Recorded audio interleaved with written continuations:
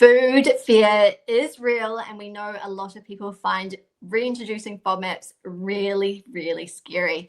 However, we want to remind you that reintroducing FODMAPs isn't actually about losing control, and it's all about finding your food freedom again and identifying your personal trigger foods.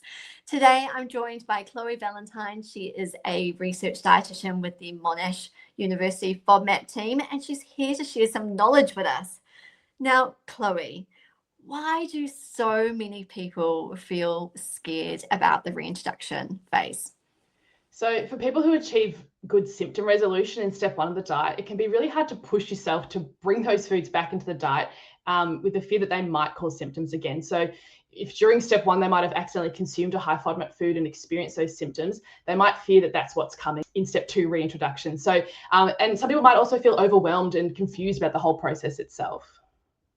Absolutely, because there is a bit of a method to reintroducing FODMAPs. Before we talk about some strategies, could you talk to us about why reintroducing FODMAPs is a critical stage of the low FODMAP diet? Sure. So step two is crucial so that people can expand their diet in the long term. So step one, or the low FODMAP diet, is restrictive in its nature, and it's not designed to be followed in its entirety long term. So over restrictions of FODMAPs might also reduce your intake of other key nutrients like calcium, iron, fiber, and vitamins.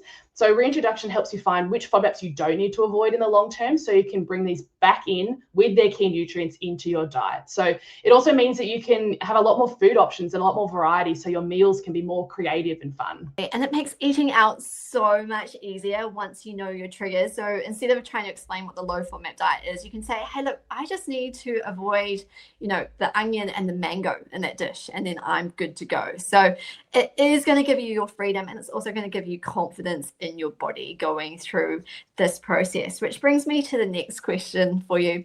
Do you have strategies or tips for starting the reintroduction process? Yeah, definitely. So we always recommend that you work with a FODMAP trained dietitian, because this can help you greatly. They can give you confidence, but also provide guidance that's tailored to you. Another option is using our app. So we have a reintroduction function in the Monash FODMAP app, which is found in the diary section. So it breaks down the different FODMAP categories for reintroduction and gives examples of foods that you can do for these and the 3-day quantities as well. So it takes all the guesswork out of it.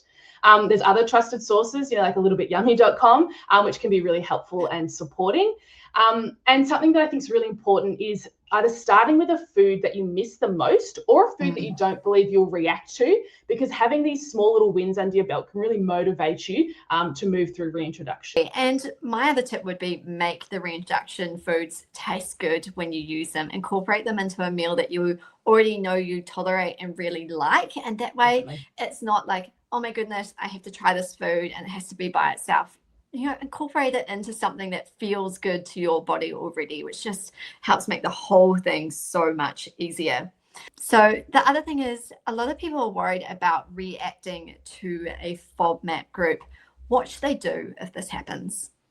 Well, first off, it's very, very normal to react to at least one FODMAP category, because you wouldn't be on the FODMAP diet in the first place if food wasn't triggering your symptoms. So it's very normal to have a reaction. But once you react, stop consuming the food. You don't have to go through all 3 days of reintroduction if you get a reaction on day 1 or day 2. Take the food out, go back to the foods that don't cause your symptoms, and get back to that good symptom-free state. So your symptoms will settle once the food moves through your system. So you're not completely going back to step one. It's not doom and gloom. You just wait for the symptoms to dissipate, and then you can start again with your reintroduction. So another key thing is to remember that although you might have symptoms now from that food, reactions and tolerances can change to food. So whilst you might react to this food during this first reintroduction cycle, in the future you might try and reintroduce that food again, and you might tolerate it. So reintroduction is sort of something that you can go through in stages long term to try and help broaden your diet.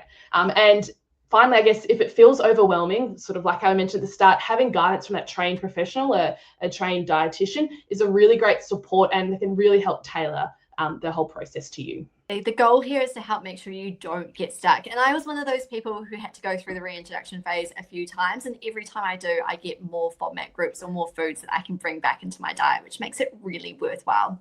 Chloe, thank you so much for sharing some tips with us. I hope if you're listening in, this helps give you a little nudge towards reintroduction and realize that it doesn't need to be super scary. There's lots of strategies you can use and you will get there. You will be able to bring some FODMAPs back into your diet. Now, if you need more resources, please make sure you check out the Monash University FODMAP Diet app or littlebityummy.com.